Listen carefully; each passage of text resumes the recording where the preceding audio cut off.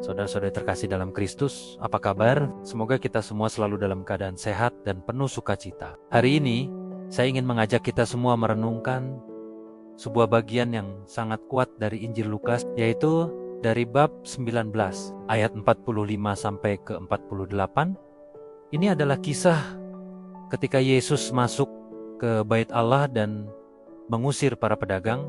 Mari kita bayangkan sejenak suasana saat itu. Bait Allah di Yerusalem seharusnya menjadi pusat kehidupan rohani, tempat di mana manusia bisa datang untuk berdoa, menyembah, dan merasakan kehadiran Tuhan. Tempat yang suci, damai, dan penuh kekhusyukan. Tapi, apa yang Yesus temukan? Bukan lagi rumah doa, melainkan sebuah pasar yang ramai. Hiruk-pikuk tawar-menawar, suara hewan kurban, dan dentingan uang telah menggantikan keheningan doa dan pujian. Yesus melihat semua ini, dan hatinya terbakar oleh amarah yang kudus. Lukas menulis, lalu ia masuk ke Bait Allah, dan mulailah ia mengusir semua pedagang di situ.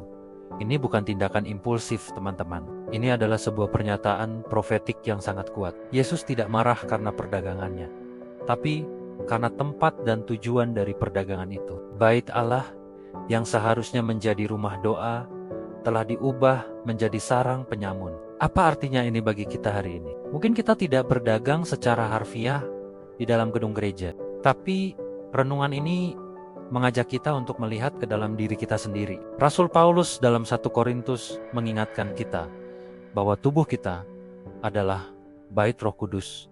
Hati kita, pikiran kita, hidup kita, inilah bait Allah yang sejati. Pertanyaannya sekarang adalah, apa yang sedang terjadi di dalam bait Allah kita? Apakah hati kita ini adalah rumah doa, tempat di mana kita menjalin hubungan yang intim dengan Tuhan setiap hari? Atau jangan-jangan tanpa kita sadari, hati kita sudah menjadi seperti pasar yang ramai, mungkin dipenuhi oleh hiruk-pikuk kekhawatiran tentang masa depan, mungkin dipenuhi oleh transaksi ambisi duniawi, iri hati, atau kepahitan. Mungkin kita sibuk tawar-menawar dengan Tuhan.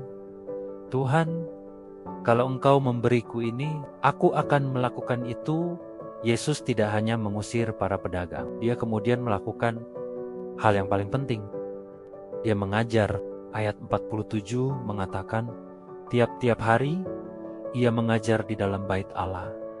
Setelah bait Allah dibersihkan, fungsinya yang sejati dipulihkan. Yesus mengisi ruang yang kosong itu dengan firman-Nya, dengan kebenarannya. Ini adalah pesan yang luar biasa bagi kita. Proses pemurnian hati kita harus selalu diikuti dengan pengisian diri dengan firman Tuhan. Tidak cukup hanya berhenti melakukan hal yang salah. Kita harus mulai mengisi hidup kita dengan hal yang benar. Baca Alkitab setiap hari, dengarkan renungan, bergabung dalam kelompok sel atau komunitas rohani. Biarkan ajaran Yesus memenuhi setiap sudut hati dan pikiran kita. Ketika hati kita penuh dengan firman-Nya, tidak akan ada lagi ruang untuk para pedagang, kekhawatiran, ketakutan, dan dosa. Reaksi orang terhadap tindakan Yesus sangat beragam. Para imam kepala, ahli Taurat, dan pemimpin bangsa berusaha membinasakan dia.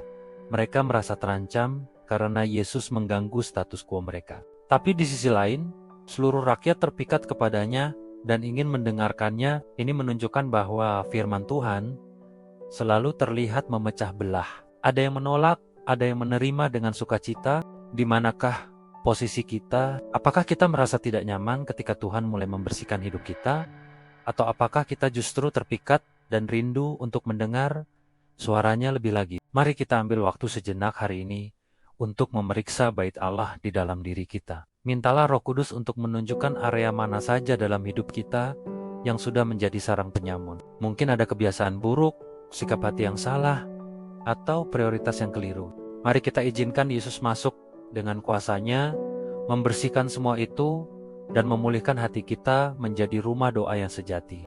Rumah di mana kehadirannya dirasakan, suaranya didengarkan, dan kehendaknya diutamakan di atas segalanya. Semoga renungan singkat ini bisa menjadi berkat bagi kita semua. Jangan lupa untuk terus bertumbuh dalam iman dan menjadikan setiap hari sebagai kesempatan untuk lebih dekat dengan Tuhan. Terima kasih sudah menonton. Tuhan memberkati.